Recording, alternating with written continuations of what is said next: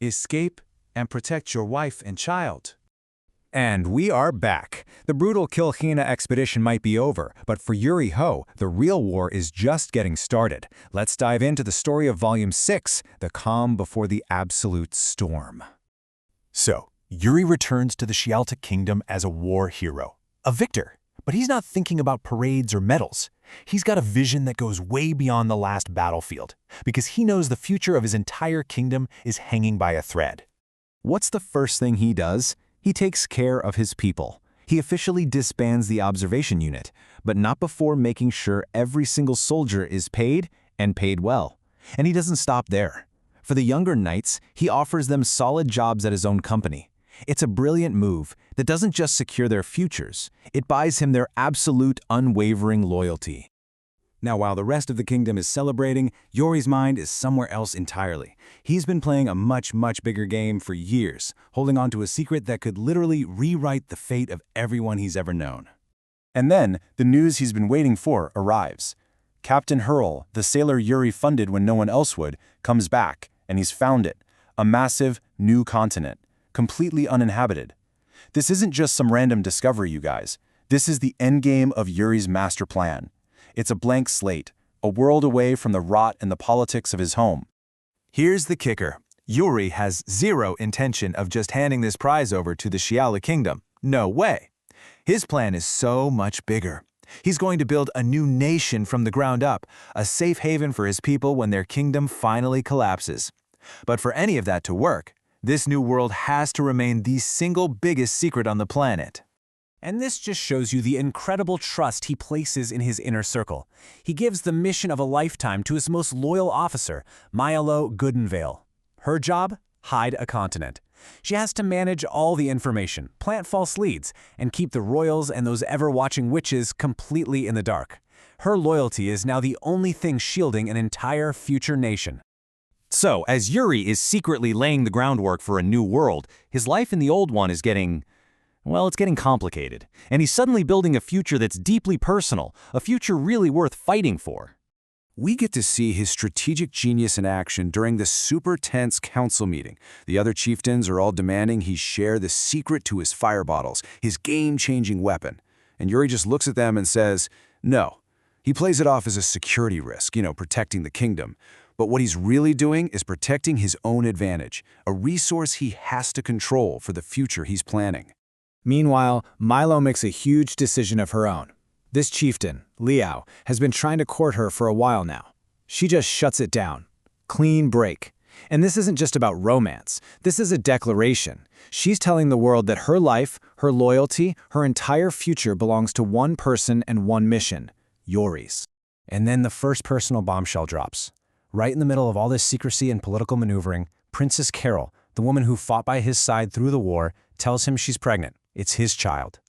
All of a sudden, that abstract future Yuri's been building, it has a very real, very personal anchor. It has a heartbeat. This changes everything. Yuri immediately proposes, and of course, Carol accepts. So now he's officially engaged to the princess of the very kingdom he's secretly planning to escape. It's this beautiful, tragic paradox, a bond of love that's also a political chain. And just when you think the stakes can't get any higher, there's another surprise. Yuri's own mother, Suzuya, announces that she's pregnant too. It's this incredible moment of joy, of hope. 2 new lives on the way, all pointing towards this bright future that Yuri is fighting so desperately to build. So, to celebrate all this amazing news, a dinner is held at the royal castle. It's meant to unite the 2 families. The future has never, ever looked brighter. But in the halls of power, the brightest lights always cast the darkest shadows. Because someone is watching all of this happiness unfold. Princess Carla, Carol's sister. And any affection she might have had for Yuri has just curdled into this toxic, venomous jealousy. She looks at him, at her sister, at their shared joy, and she sees only what's been stolen from her.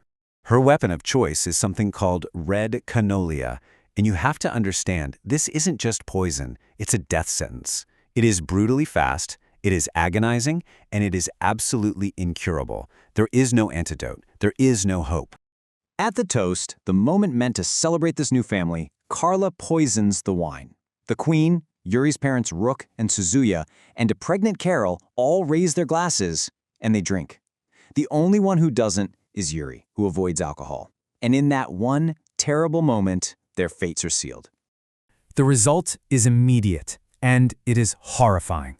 His father, his pregnant mother, the queen, and his pregnant wife, they are all dying right in front of his eyes. And the betrayal is total. As the poison destroys them from the inside, the castle is surrounded on the outside. The royal guards, their own protectors, have turned. They've made a deal with the witches to wipe out the royal line and install Carla as a puppet queen. There is no help coming. It was a trap from the very beginning. What happens next isn't a battle. There's no winning. It's just a frantic, desperate scramble for survival against a checkmate that has already been called. But then, a sound. Smashing onto the balcony is Mayalo, riding Yuri's King Eagle White Sunset. She came for him. She is his one and only way out. The goodbyes. They're just a blur of pure agony. The dying queen and his own parents, they used the last precious seconds of their lives not to beg for help, but to command Yuri to run, to save himself, to save his wife, to save the child that is now their only future. With no other choice, Yuri literally ties the dying poisoned Carol to his body. He stands on the edge of that balcony with the castle falling behind him, and he dives. He just leaps into the open air, putting all of his faith in the one person left he can trust, and the King Eagle waiting below. He survived. He escaped the trap, but he lost his parents, his queen, his entire kingdom. His wife and his unborn child are dying from a poison that can't be cured. So the question that's going to haunt us going into Volume 7 isn't if he survived, it's what exactly is there left to live for. Plot capsule.